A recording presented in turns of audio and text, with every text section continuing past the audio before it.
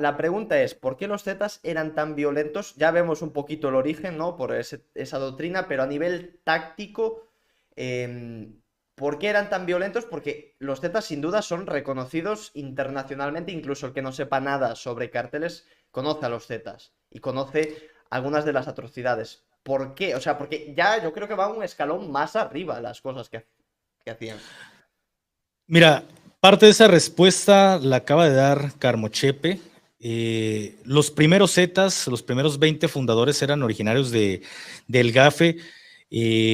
A mí ya no me tocó esa ola de violencia como tal dentro del curso de fuerzas especiales.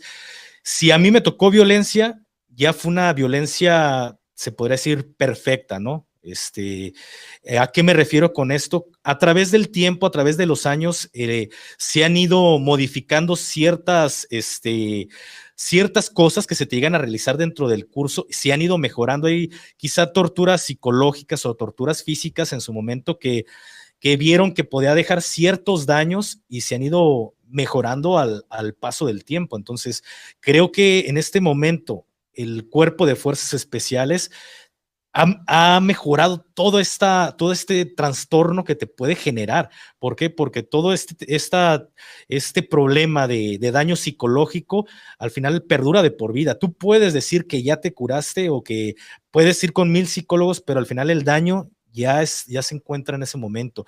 Y ser un operador especial y más, hablando de operaciones especiales de Latinoamérica, es muy difícil porque gran parte de las actividades que se hacen dentro de un programa de operaciones especiales de Latinoamérica es muy brutal, hermano. Lleva muchas actividades que más que nada es para depurar a la gente que no quiere pertenecer a dicha unidad, pero hay cosas que sí se pasan, creo yo, y te generan cierto daño.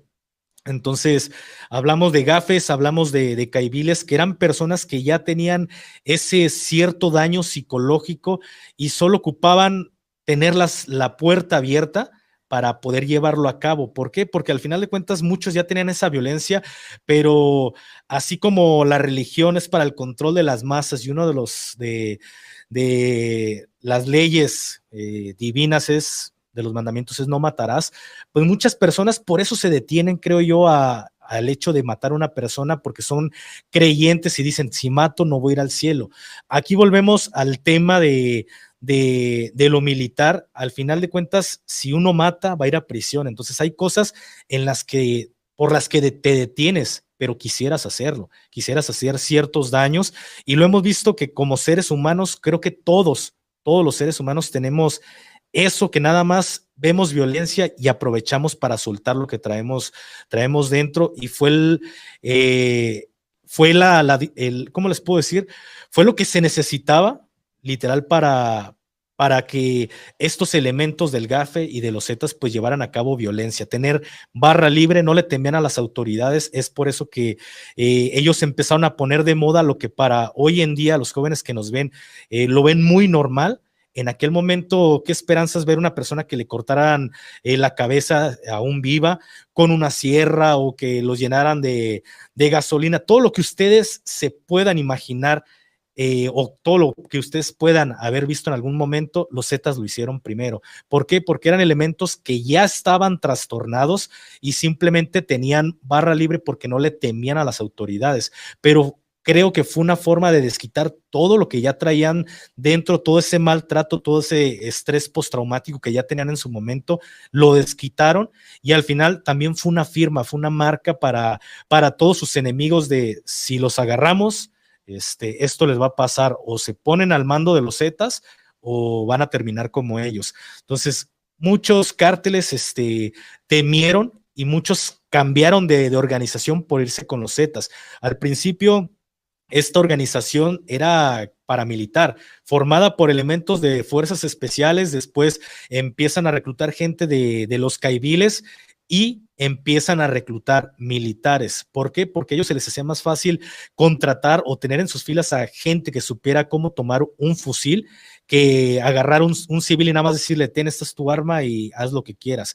Entonces, eso fue el inicio y por eso creo yo en lo personal que en su momento los Zetas fueron tan poderosos, porque era una organización meramente militar. Creo yo que cuando empieza el declive del grupo de los Zetas o del cártel de los Zetas es justamente cuando ya no podían satisfacer sus necesidades de puros militares, porque hay que aclarar esto, en ese momento el ejército mexicano le pagaba a un soldado, como dirían por ahí, lo que la gente conoce como rasos, les pagaban menos de 5,000 pesos mensualmente. Y mucha gente por esos sueldos tan bajos y estarte arriesgando a estar combatiendo con gente que estaba preparada, prefería ir a ganar 15,000 pesos en aquel bando y sacar adelante a su familia. Muchos lo hicieron por la necesidad. Es por eso que Calderón toma el mando del país y aumenta el sueldo de los militares para que no hubiera esa tasa de deserción tan grande y también de los operadores especiales, que hoy en día, hermano, sí. Sí, no, simplemente para complementar un poquito tu información, la tasa de deserción bueno, justo antes de que entrara Calderón en el gobierno era del 50% y era la tasa de deserción militar más alta del mundo. ¿Y sabes cuál es el dato de cuántos operadores especiales se fueron a las organizaciones? Porque a lo mejor eran los primeros 20 los iniciadores, pero hubo más elementos de fuerzas especiales que se unieron a dicha organización. Es por eso que Calderón aumenta el sueldo a todos, pero fue una forma en la que pudo detener el abandono del servicio del militar en general e irse a pasar a las filas del grupo de los Zetas.